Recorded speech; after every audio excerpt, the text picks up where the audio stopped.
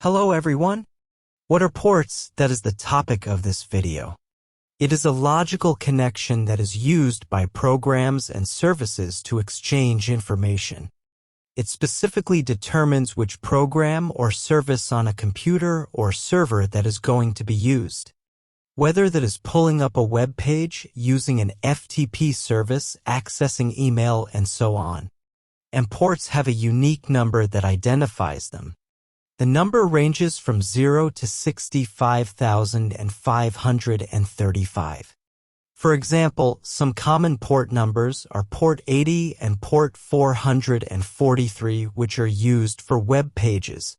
Port number 21 is used for FTP, and port number 25 is used for email. A port number is always associated with an IP address. An IP address is a numeric address. It is an identifier for a computer or a device on a network. Every device has to have an IP address for communication purposes. An IP address and a port number work together to exchange data on a network. So for example, if you want to connect to a server over the internet, the IP address is used to determine the geographic location of that server, such as what continent, country, city, and so on. And a port number determines which service or program on that server it wants to use. Whether that service or program is a web page, FTP service, email, and so on. Now in simple terms, what does all of this means? So as an example, let us take a very common port that just about everyone uses every day, and that is port number 80. Port 80 is associated with HTTP, which is web pages. Whenever you visit a web page from your computer, you are using port 80 whether you know it or not. So let us say you are sitting at your computer and you want to visit Google's web page. So you would open up a web browser and you would type google.com in the address bar. But before your computer can bring up Google's web page, it has to do a couple of things first. It has to convert the domain name of google.com into Google's IP address. And in addition, since you are using a web browser which is using HTTP, your computer is going to add port 80 to the IP address. So now the IP address is going to be used to locate Google's web server. And once the server is found, the IP address has done its job. So now it is the port number's turn. And Google's web server will see the incoming request with port number 80 and will forward that request to its built-in web service so you can finally retrieve Google's web page. Now all of this is happening behind the scenes. You do not see the IP address or the port number that is being used. However, there is a way that you can see it, and that is by using the Netstat utility.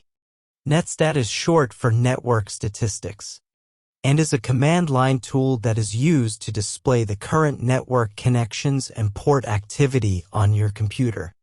Netstat is available on various operating systems. But in this example, we are going to be working on a Windows computer.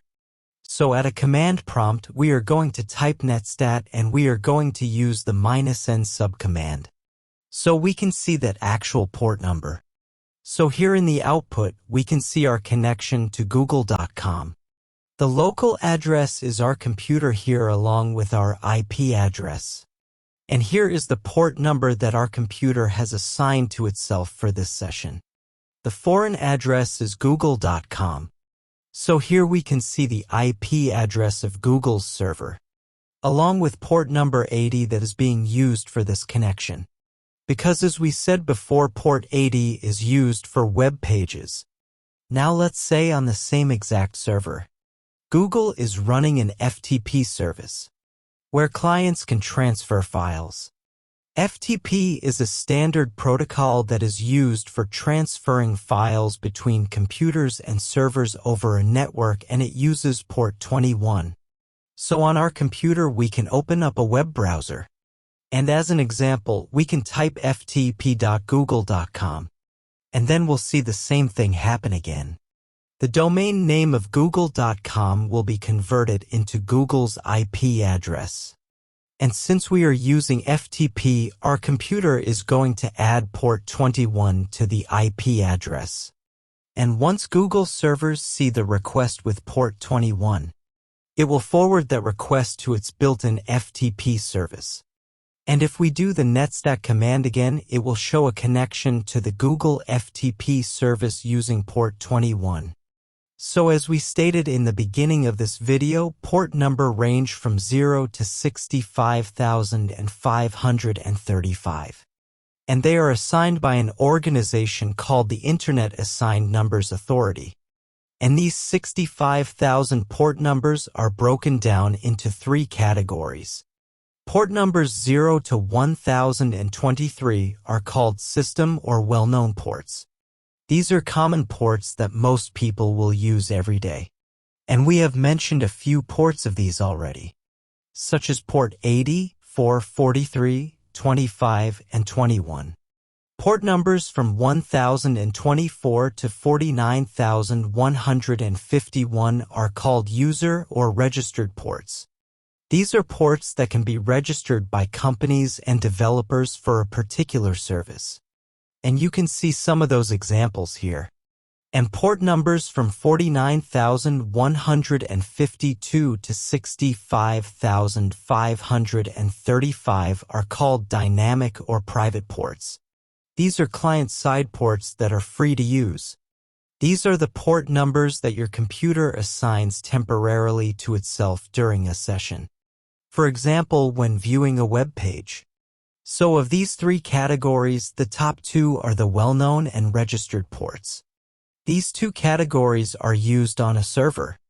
In other words, these are used in a server that our computer connects to. But the 3rd category, which is the dynamic or private port numbers, these are used on a client or in another meaning our computer. It is what our computer assigns itself during a session. So whenever our computer wants to use a service or a program on another computer or a server, it assigns itself one of these port numbers. Now sometimes on your computer you might see well-known ports being used, such as port 21 and port 80. So for example, if we do a netstat with a -an subcommand, we will see port 21 and port 80 that are either listening or have an established connection. And as we stated before, these port numbers are used on a server and not on clients. However, servers are not just large and powerful computers. Your computer can also act as a server for other computers to connect to. For example, if you happen to be running an FTP service or running a website on your computer, you are going to see port 21 or port 80 that are either listening or have an established connection. Because you can configure your computer to act as a server that accepts incoming connections. So let's put this all together and do another example. So let's go ahead and have our computer connect to a couple of websites such as google.com, and then we will also connect to a separate Google FTP server. So now if we do the same netstat -n command again, and we will examine the output. Here we see the local IP address of our computer along with the dynamic or private client-side port numbers that is being used for that particular session. And then we see the 2 IP addresses of the websites that our computer is connected to along with the port number because port 80 is used for websites. And we also see the 1 FTP site that we are connected to using port number 21. Now just to clear things up, if you use this netstat command, a lot of times you are going to see port 443 instead of port 80 during a connection to a website. And this is because both of these port numbers are used for web pages. But the difference is, port 80 uses HTTP, which are for regular unsecure websites. But port 443 uses HTTPS, and the S stands for secure. It is for viewing web pages that have a security feature, and a lot of websites are using port 443 instead of port 80. Thank you for watching.